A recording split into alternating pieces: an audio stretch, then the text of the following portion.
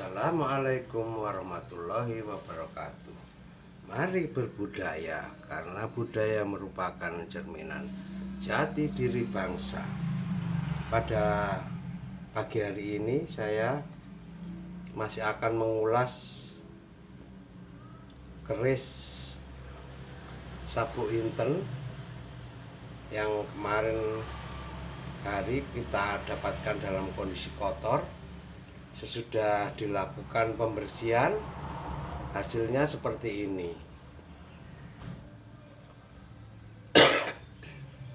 Nah, seperti ini hasilnya. Kita lihat nampak pola pamor pada keris sapu inten tersebut. Karena kemarin waktu kondisi masih kotor dan berkarat tidak nampak, sekarang sudah nampak pola-pola dari estimasi pamor yang keluar seperti ini. Pada daerah bilah bawah ini kelihatan ada garis-garis. Ini yang nantinya akan membentuk pamor. Demikian juga pada daerah ini terdapat garis-garis seperti ini pamor. Sudah nampak jelas sekali. Nah, seperti ini ada pamor. Ini pamor yang deling, yang kemarin kelihatan sangat kontras dengan kondisi bila yang berkarat. Ini yang kelihatan mengkilat seperti perak-perakan, itu yang pamor deling. Demikian juga pada daerah atas. Nah, ini ada pamor yang keperak-perakan atau deling. Termasuk kemarin juga yang kita tahu bahwa ini keris memang ada gonjo yang hilang. Ternyata di daerah gonjo yang hilang, gonjo tepatnya di sini, itu yang hilang ternyata terdapat lubang. Jadi lubang ini semacam lubang tindik. Tujuan dari lubang tindik ini diantaranya mungkin untuk mempererat ikatan antara gonjo dengan bilah. Gonjo keris dengan bilah itu biasanya ada kalanya dengan sistem pasak pada daerah gonjonya. Dan ini juga mungkin baru saya ketahui bahwa ternyata ada kalanya pasak atau pantek itu terdapat di pesinya. Jadi kalau biasanya gonjo itu kemudian ada pasaknya supaya menguatkan ikatan antara bilah dan gonjo. Ini sebenarnya ada gonjonya yang hilang. Itu di daerah gonjonya ada semacam lubang pasak atau pantek. Ternyata ada juga keris dari si empunya. Jadi orang yang buat itu membuat panteknya atau pasaknya itu berlubang di daerah pesi. Ini yang nantinya akan menguatkan ikatan antara gonjo dengan bilah. Nah, ini sekedar info juga bahwa untuk keris-keris dengan tangguh sepuh secara pakem atau secara tata aturan itu kadang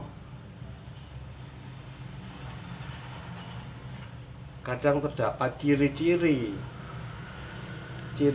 dalam hal pembuatan.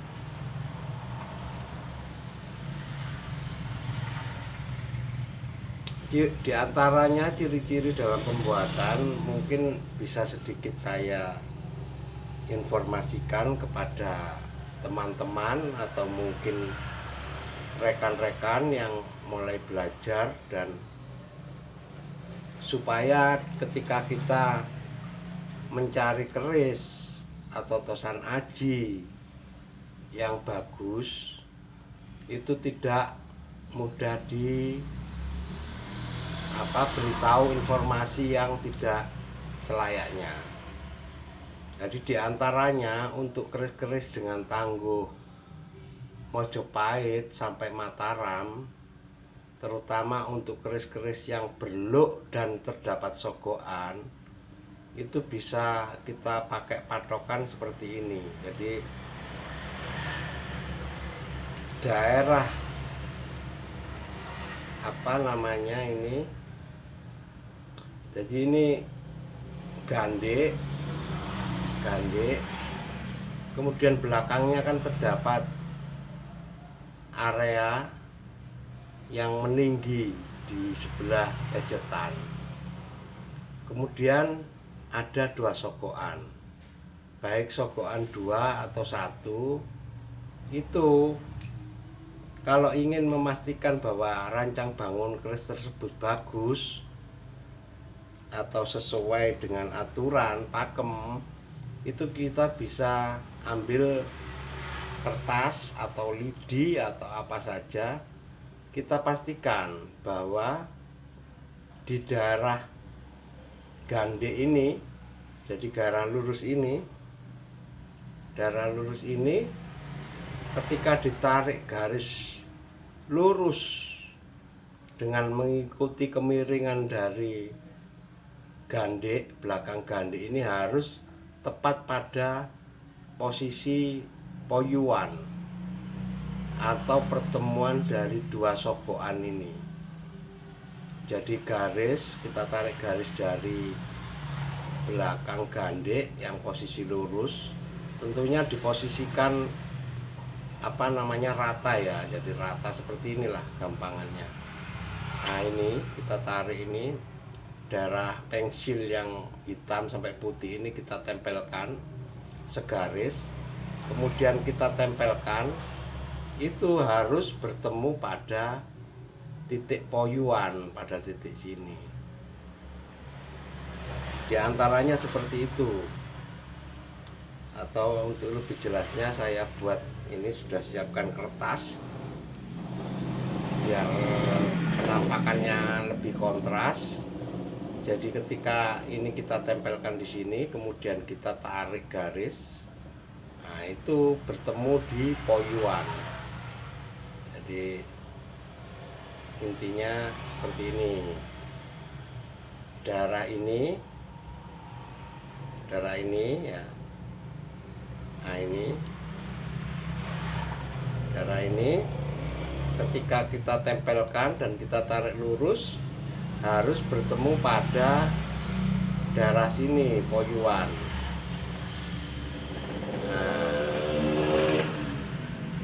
Nah, seperti itu. Di antaranya seperti itu ya cara kita untuk mengetahui rancang bangun keris itu bagus. Dan itu banyak juga diterapkan pada keris-keris tangguh Mojopahit sampai keris Mataram. Kecuali keris-keris jalak Budo ya, jalak Budo atau bedok Budo, atau keris-keris dengan era yang lebih tua. Tentunya ini berlaku untuk keris yang memiliki sogokan ya. Keris yang memiliki sogokan diantaranya seperti itu untuk mengetahui rancang bangun yang bagus. Nah untuk keris ini kebetulan saya juga akan nantinya keris Sabu Inten ini saya buatkan gonjo, karena gonjo dari keris Sabu Inten ini hilang. Di antaranya untuk awal kita membuat gonjo dari keris itu mungkin saya contohkan seperti ini. Jadi bawah dari bilah keris itu penampakannya seperti ini. Ini anggap aja kita buat kertas yang sudah dilubangi tengahnya, kemudian dimasukkan ke area peksi yang ada. Nah, seperti ini. Dari area peksi yang ada ini nantinya kita apa namanya ini, kita blot ya, kita blot dengan pensil. Jadi kita blot dengan pensil seperti ini.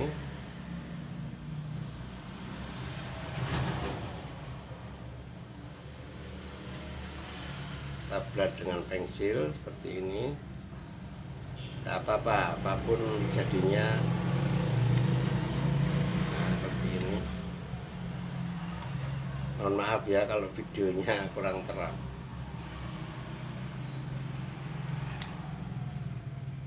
Kita blot dengan pensil seperti ini.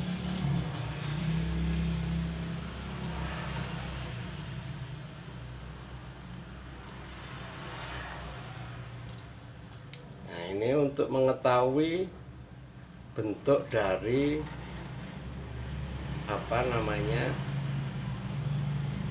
untuk mengetahui bentuk dari gonjo yang akan kita buat. Jadi seperti ini. Ini mohon maaf ya, saya ini kurang bagus ini untuk pengambilan gambarnya. Tapi intinya seperti itu. Jadi ini kita mal aja, kita arsir dengan pensil. Darah utamanya adalah darah kepalanya ini sama darah ekornya. Nah, seperti ini. Kalau sudah kita ambil, kita buka. Nah, secara umum nantinya pattern atau model dari gonjonya adalah seperti ini. Nah, ini yang nanti akan kita buat. Mungkin ketebalannya bisa kita buat seukuran inilah. Jadi antara bawah bilah keris dengan gonjo seperti ini. Yang penting di area tindih ini bisa tertutup. Kemudian model gonjo ini saya perjelas. Jadi intinya nanti gonjonya seperti ini.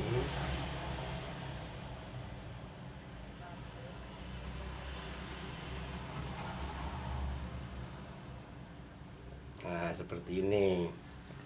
Nantinya gonjo yang akan kita buat seperti ini.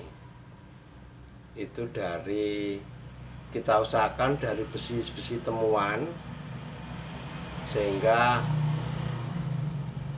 materi bilah dari keris sabuk inten yang bisa dikatakan tangguh sepuh ini bisa agak sama dengan materi gonjo yang akan kita buat. Nanti kita buatkan untuk pembuatan gonjo seperti ini supaya bisa dipakai di keris sabuk inten ini. Ya, nanti kita buat videonya, step-step dari pembuatan gonjo. Itu aja mungkin yang bisa saya sampaikan, bisa untuk sharing atau pengetahuan bagi pecinta Tosan Aji. Mohon maaf jika ada kesalahan atau kekurangan. Mari kita saling belajar. Jadi apa yang kita ketahui coba kita sampaikan. Kalaupun ada yang kurang cocok atau apa, bisa dibantah atau bisa dikoreksi. Kita terbuka dalam hal belajar untuk menambah ilmu pengetahuan mengenai Tosan Aji. Itu aja mungkin ulasan saya untuk hari ini, review saya. Mari berbudaya, karena budaya merupakan cerminan jati diri bangsa. Merdeka!